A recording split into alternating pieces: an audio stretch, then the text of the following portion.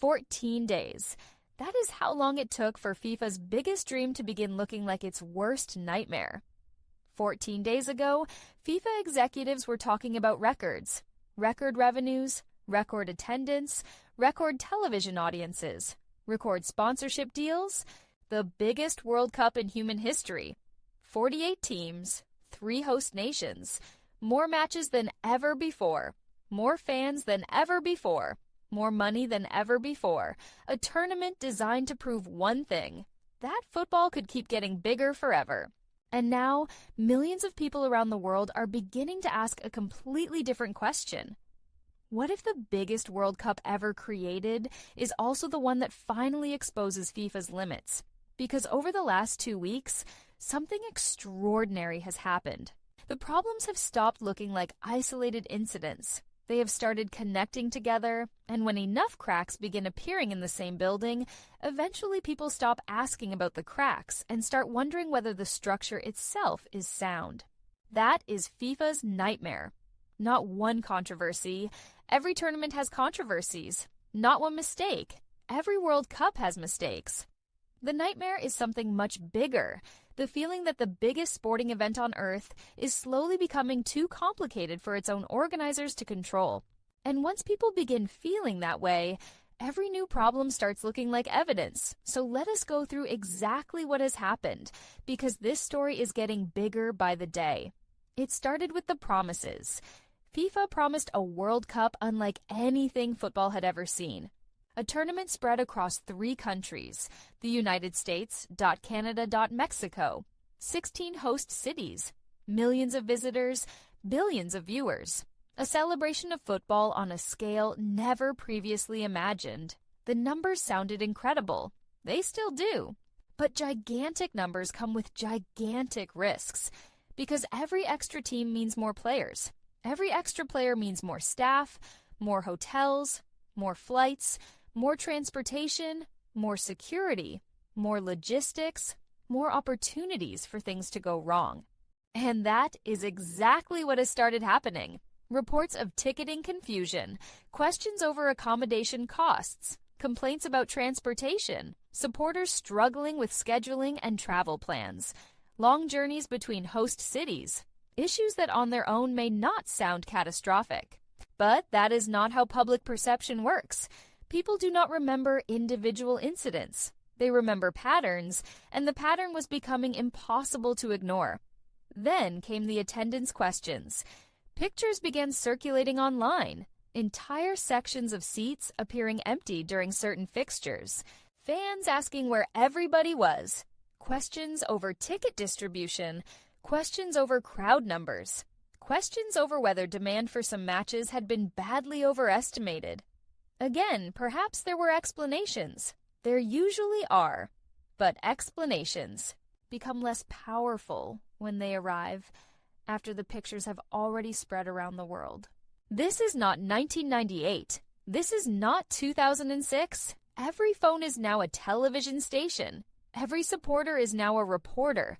Every controversy becomes global within minutes, and every mistake lives online forever.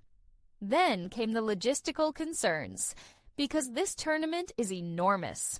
The distance between some host cities is measured not in kilometers, but in entire countries. Some supporters are effectively following their teams across a continent. Players are dealing with different climates, different altitudes, different travel requirements, different time zones. The scale is unlike anything the World Cup has attempted before. And for some people, that scale no longer looks exciting. It looks risky, because here's the uncomfortable question nobody wanted to ask. What if the World Cup has simply become too big? A month ago, that question would have sounded ridiculous. Today, it sounds entirely reasonable, because football history is full of organizations that assumed bigger automatically meant better, and history usually teaches the same lesson. Complexity creates pressure. Pressure creates mistakes. Mistakes create criticism. And criticism destroys trust. That last part is crucial. Trust, because FIFA's entire business model depends upon trust. Trust from broadcasters. Trust from sponsors. Trust from fans. Trust from governments. Trust that the organization running the biggest tournament on Earth actually knows what it is doing. And lately, that trust has been taking hit after hit after hit. Brick after brick after brick, the wall keeps getting taller. Then came the media reaction. Pundits started asking difficult questions. Journalists started connecting the incidents together. Supporters started comparing this tournament to previous World Cups. And suddenly the conversation changed. People stopped asking whether one issue could be fixed. They started asking whether the entire tournament had become too ambitious. That is a completely different debate. Because individual problems can be solved. A credibility problem is much harder. And credibility is strange. You spend years building it. You can lose it in a week.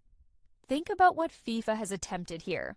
A 48-team World Cup. An event involving almost every corner of the planet. Hundreds of flights, thousands of staff, millions of supporters, billions of dollars.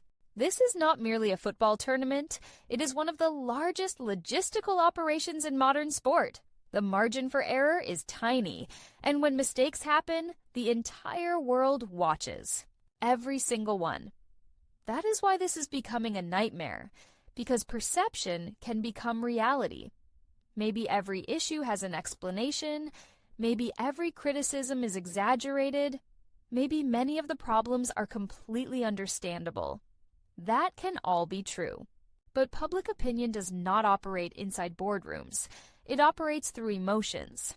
And emotionally, people are beginning to feel something dangerous. They are beginning to feel that FIFA might not be fully in control. Whether that feeling is fair is almost beside the point. Because once supporters lose confidence, they interpret everything differently. A delay becomes incompetence, a mistake becomes evidence, a problem becomes a pattern, and every new controversy reinforces the previous one. The cycle feeds itself. Then there is the financial pressure. Because this tournament is not simply about football, it is about money, an extraordinary amount of money. Broadcasting deals, commercial partnerships, hospitality packages, sponsorship agreements, licensing rights, merchandise, ticket sales. The World Cup has become one of the biggest commercial events on Earth. The expectations are enormous. The pressure is enormous. The stakes are enormous. And that pressure changes everything. Because when billions of dollars are involved, people expect perfection. They expect competence. They expect transparency. They expect organization. And when they do not see those things, confidence starts evaporating. That is exactly what FIFA cannot afford, because this tournament was supposed to prove something. It was supposed to prove that football's future is expansion. More teams, more matches, more cities, more money, more growth. Instead, critics are beginning to ask a different question. What if expansion has limits? What if there is a point where bigger stops meaning better? What if football's governing body has created a tournament so enormous that even it struggles to manage it? Those questions are becoming louder. And FIFA knows it, because organizations fear one thing above all else: losing the narrative. For years, the narrative was simple. The World Cup keeps getting bigger because football keeps growing. Now another narrative is emerging. The World Cup keeps getting bigger, but maybe the problems are growing faster. That is a frightening sentence if you work at FIFA, because narratives shape reputations, and reputations shape the future. Let me be fair for a second, because this channel does not deal in fantasy. The football itself has often been brilliant. There have been wonderful goals, memorable moments, new stars, passionate atmospheres, underdog stories. The reason people love the World Cup remains exactly the same. The football still delivers. That is perhaps the saddest part of all this. The tournament itself still has magic. But around the football, another story is unfolding. A story about organization, about credibility, about trust, about whether the biggest sporting event on Earth may finally have reached a scale that nobody can comfortably control. And perhaps these concerns will disappear. Perhaps FIFA will solve the problems. Perhaps the remainder of the tournament will run smoothly. That is entirely possible.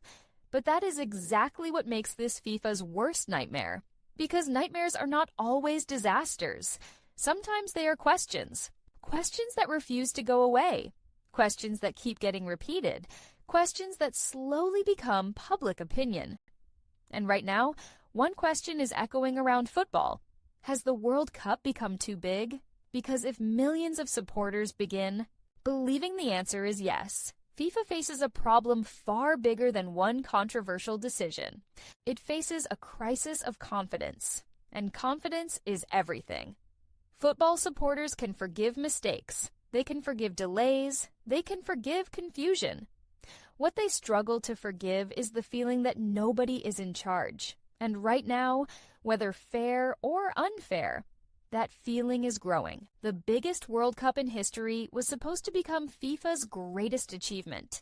Instead, it is increasingly looking like the greatest stress test in the organization's modern history. A test of organization, a test of credibility, a test of leadership, a test of trust. And for the first time, it genuinely feels like FIFA may not be passing it. 14 days ago, this tournament looked like a celebration. Today, it feels like an experiment being conducted in real time. The football remains beautiful, but around it, something else is happening, something much bigger. The governing body of world football is discovering that making